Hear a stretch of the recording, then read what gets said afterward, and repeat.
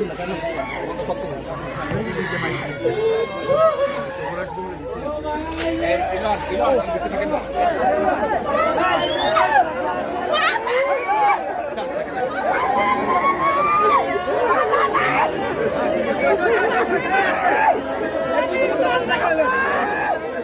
অবাক কাণ্ড!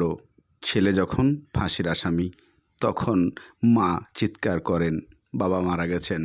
সন্তানকে যখন আইনি প্রক্রিয়া করে নিয়ে আসে বাবার লাশ দেখতে, তখন একজন মা কিভাবে এই ডান্ডাবাড়ি পড়া সন্তানকে দেখে সহ্য করতে পারে যে মা চিৎকার করে হাহাকার করছে তার নিজের সন্তান ফাঁসির আসামি, স্বামী চিরবিদায় নিয়েছেন, বাবাকে সন্তান দেখতে আসছেন, কয়দিন পরে নিজেই পৃথিবী ছেড়ে চলে যাবেন, এমন ইতিহাস দেখতে থাকতে থাকি।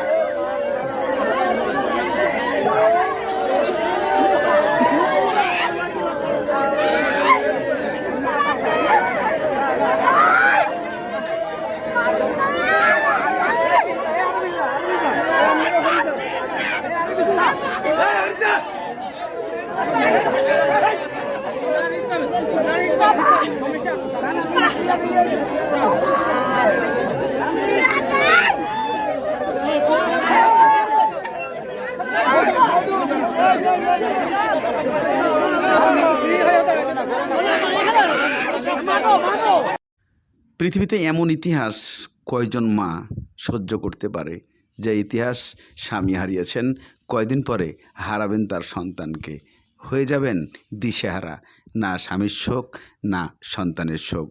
মা এতটাই ধৈর্যশীল।